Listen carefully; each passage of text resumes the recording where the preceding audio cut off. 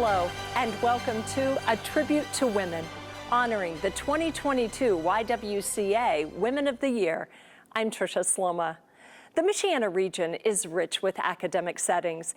It's unique for a region our size to have such a high number of colleges and universities. And here in northern Indiana, something even more unique has happened.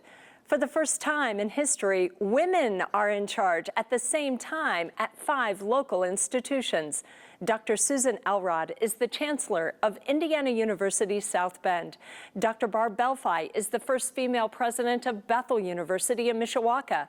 Dr. Katie Conboy is the president of St. Mary's College. Dr. Tia Robinson Cooper is the Chancellor at Ivy Tech Community College, South Bend Elkhart. And Dr. Rebecca Stoltzfus is the president of Goshen College. These 5 women leaders of higher education were honored by the YWCA of North Central Indiana with the 2022 Women of the Year Award. The women were recognized for their roles in supporting women in our community and inspiring future female leaders. Welcome, ladies. Thank you. And congratulations. Thank you. What an esteemed group. I want to begin with just the fact that you are holding a position of power in our community. What motivated you to seek this role in the first place? Well, it wasn't about power for me. It was about believing in the work that happens in higher education, and particularly, in my case, in small liberal arts colleges, and what that does for people's lives and for the communities that we're in. I would echo Becky in her answer. You know, when we've all come from different places. We've spent time on different campuses, sometimes multiple other campuses, and something was compelling enough about the institution where we chose to become president that we said this is a place where we can embody the actual spirit of the institution and where their mission matches our mission. And that's what drew me to St. Mary's.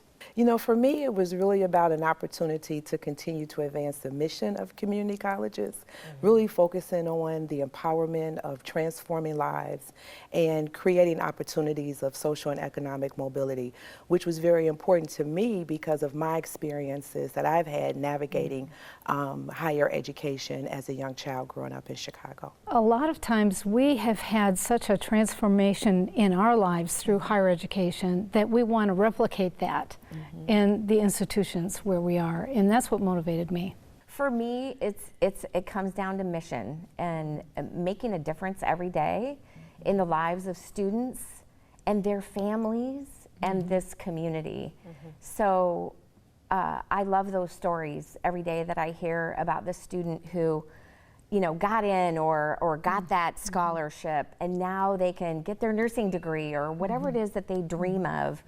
They can make happen because of higher education, and that changes their life, but also the life of their family members, whether it's siblings, whether it's parents, whether it's aunts, uncles, or others, and that changes a community.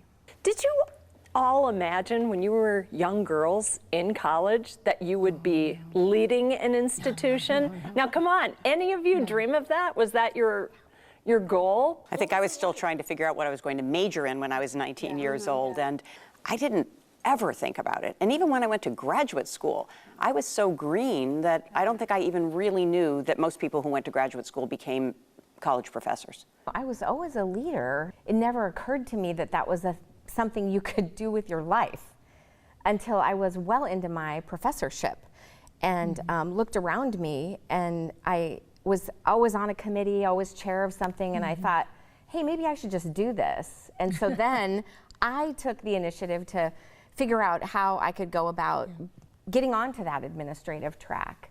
So it took years for me to figure it out. What changed? What switched in all of your minds? Who reached out to you and said, you're a leader? I think a little bit of what Susan said. There's a phrase that I refer to often. Some people chase leadership, and sometimes leadership chases you. And in my case, leadership chased me. And it was kind of being on committees, it was stepping up when maybe something wasn't going right, getting involved in something, and then other people identifying in you, you need to do that. people are listening to you, people are following you, you're organizing that well, you're stepping in, you're taking initiative. And so it was listening to other people encouraged me toward that. I think for me, my first career was actually in social services. So I went and I trained to become a speech language pathologist. So that was my first profession. And then I worked in social services with the Salvation Army in Chicago while I continued to navigate my career and while I continued to raise my children, which I had at a very young age at my sophomore year of college. And so I think what changed for me is I remember when I was going to graduate school and one of my professors said to me, "What is your plan?" And I said, "I want to be a professor. I want to be a professor, I want to work at a research institution, and this is what I want to do." And she said, "But everything that you have done has been set in a pathway for leadership. You should probably think about a practitioner track." And I remember going home thinking, what is a practitioner track? Like, I told her I wanted to be a professor. But what began to happen is I began to experience the institution very differently, and I began to reflect on what it meant for me as a single parent that was continuing to have some of the same challenges that our students have today, that some of the same barriers that our students have today. And that's what drove me into community college leadership. I'm so glad she had that conversation with you and set you on that path, because look at you now. Thank you. Yeah. Look at you now. Yeah, I just want to affirm the role of others in our lives, or the role that we can play in other people's lives to call leadership out of them and to see that potential and to name that and invite people into that, because that was important for me. I was actually quite a shy, anxious child. I was always pretty good at school, but school was a really scary place for me.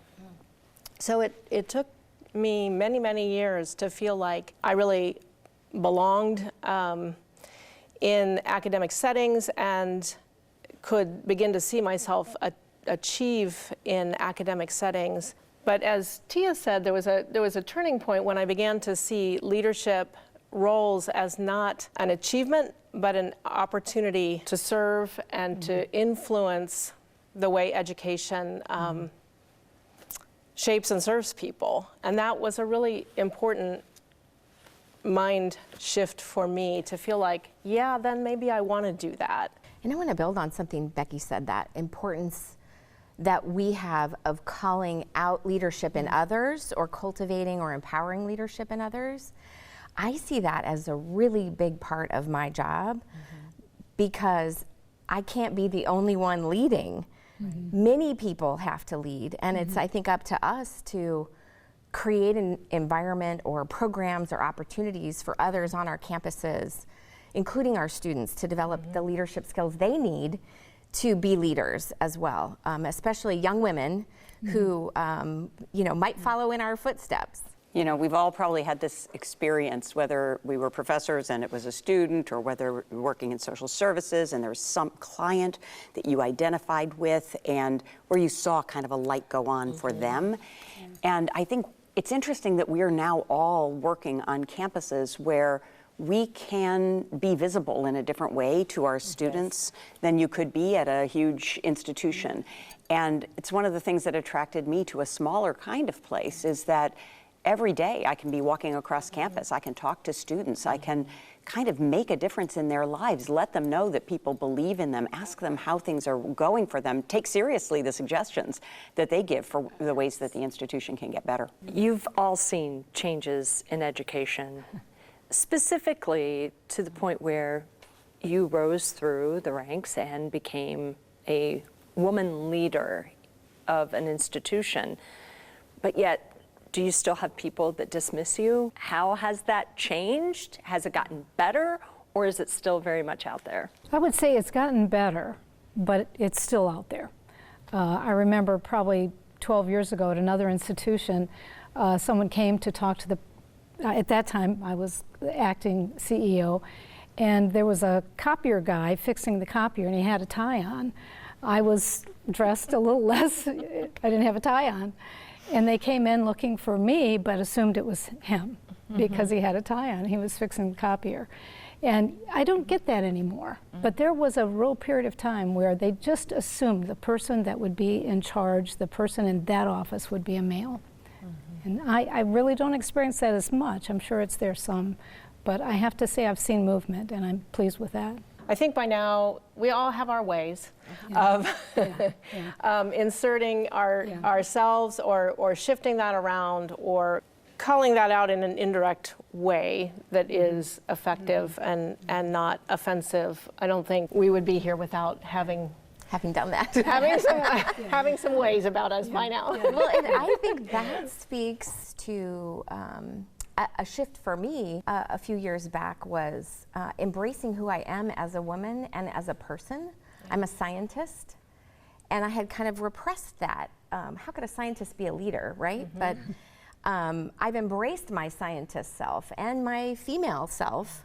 And I think that, Becky talked about the ways in which we lead or go about things. And I think it's just about having the confidence in those ways and knowing that you do have the position and you do have that authority. And so for me, it's about just embracing who I am, including the fact that I'm a woman. If I can just piggyback on what Susan says, for me, it's not just embracing who I am because I'm a woman, but as a woman of color, I believe that I experience times of being dismissed often. And I don't know whether or not because I expect it to happen, that I've learned to navigate it, I've learned to embrace it, and I've learned to really understand that I am in a place of influence and that I'm the one that can influence the change and influence the conversations and influence the dynamic in a very powerful way.